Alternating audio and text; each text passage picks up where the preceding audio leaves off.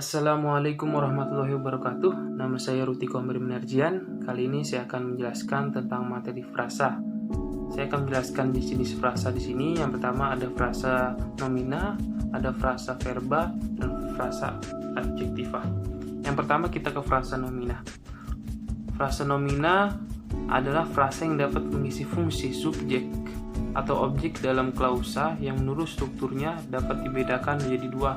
Itu ada frase nominal koordinatif dan frase nominal subordinatif. Yang pertama, frase nominal koordinatif itu adalah kelompok kata benda yang memiliki kedudukan setara sebagai inti dalam kalimatnya, namun dia tidak saling menerangkan. Contohnya itu ada di desa dan kota. Bila dikalimatkan, sebenarnya penyebaran virus corona di desa dan kota sama saja. Selanjutnya ada frasa nominal subordinatif. Frasa nominal subordinatif ini bisa kita lihat itu atau bisa kita identifikasi mengetahuinya dari unsur intinya berupa kata, nomina, atau benda. Dalam frasa subordinatif ini banyak sekali susunan dari nomina-nominanya. Itu ada dari nomina plus nomina, n plus n, ada nomina plus verba, n plus v, ada nomina plus adjektiva, n plus a, ada adverbia plus nomina, itu adv plus n, ada nomina plus adverbia, ada nomina plus numerelia, ada numerelia plus nomina, dan nomina plus demonstrativa. Itu banyak sekali. Tapi kita akan mengambilnya salah satunya dari yang berstruktur n plus n terlebih dahulu.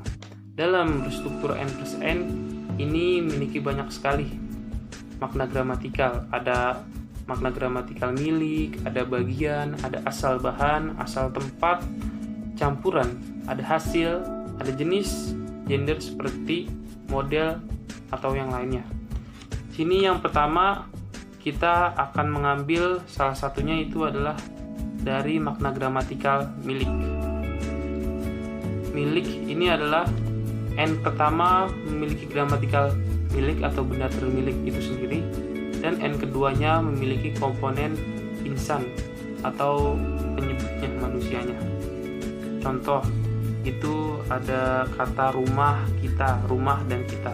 Rumah menjadi n pertamanya yaitu benda termiliknya atau milik bendanya, dan kata rumah itu yang artinya adalah benda termilik dan kita itu sebagai pemilik rumah itu.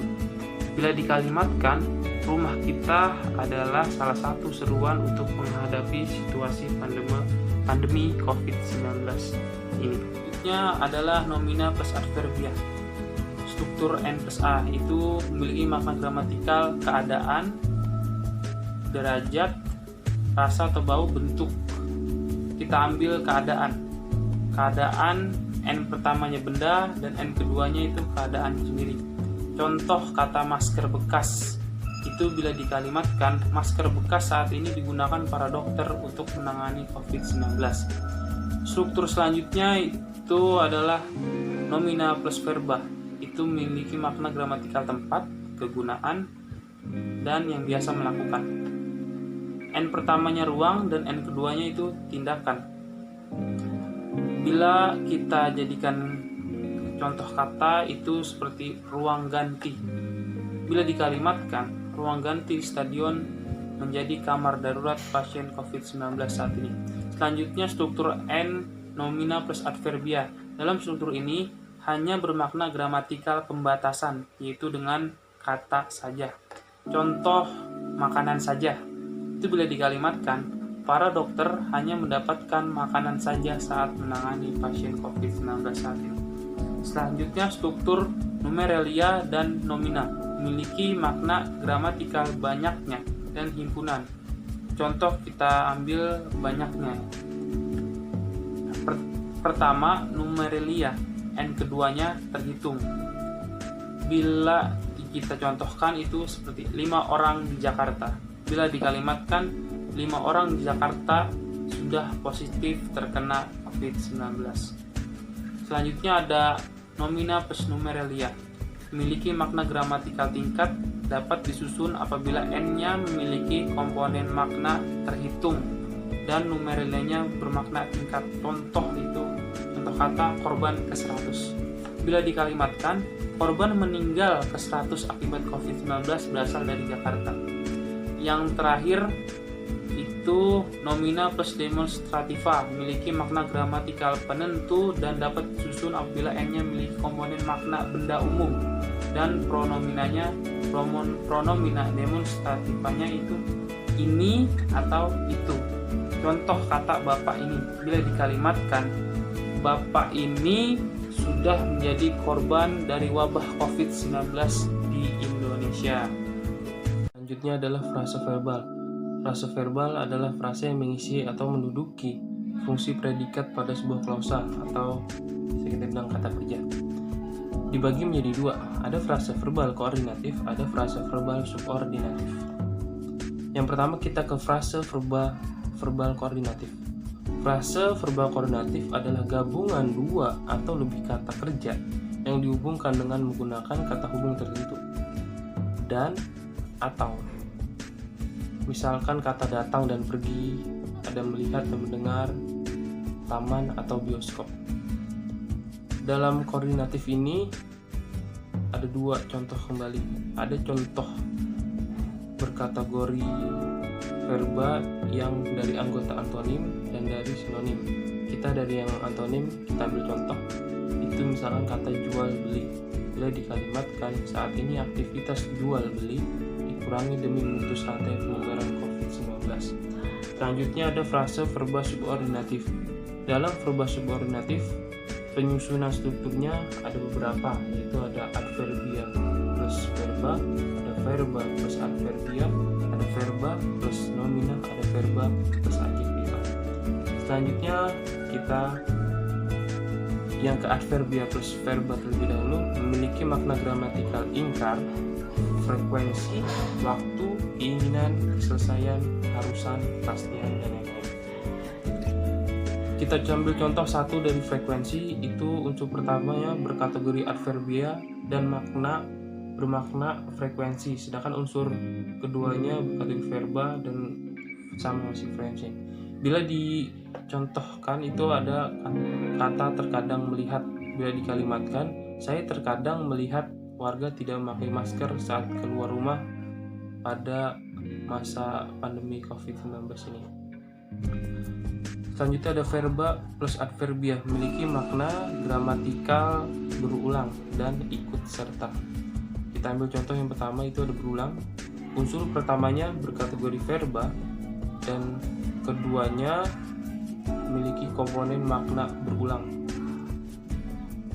Contoh kata bekerja lagi. Bila jadikan kalimat, nasib ojek online bekerja lagi dengan situasi wabah COVID-19 adalah hal yang sangat berbahaya. Selanjutnya ada verba plus nomina, memiliki makna gramatikal alat. Itu berkategori unsur pertamanya verba dan memiliki komponen tindakan atau perubahan, dan unsur keduanya berkategori nomina, memiliki komponen makna alat. Contoh uji disinfektan. Itu bila dikalimatkan, para peneliti melakukan uji disinfektan untuk membasmi COVID-19. Verba plus adverbia, memiliki makna gramatikal keadaan atau sifat dengan unsur kategori verba, memiliki komponen makna tindakan atau perbuatan. Itu yang pertama. Dan yang kedua memiliki unsur berkategori adjektiva dengan komponen makna keadaan atau sifat. Selanjutnya, bila dicontohkan ada kata rawat darurat. Bila kita menjadikan kalimat itu seperti rawat darurat diarahkan untuk pasien COVID. Rawat darurat diarahkan untuk pasien positif COVID-19. Selanjutnya yang terakhir ada frase adjektiva. Frase adjektiva adalah frase yang mengisi atau menduduki fungsi predikat pada sebuah klausal adjektival sendiri. Dibagi menjadi dua, ada frase adjektival koordinatif dan frase adjektifal subordinatif. Kita ke frase adjektifal koordinatif. Seperti biasa, ada dua dari yang lainnya. Itu ada kategori adjektifal tapi merupakan anggota dari antonim, dan berkategori adjektifal dari anggota sinonim. Kita ambil yang antonim, itu contoh panjang pendek.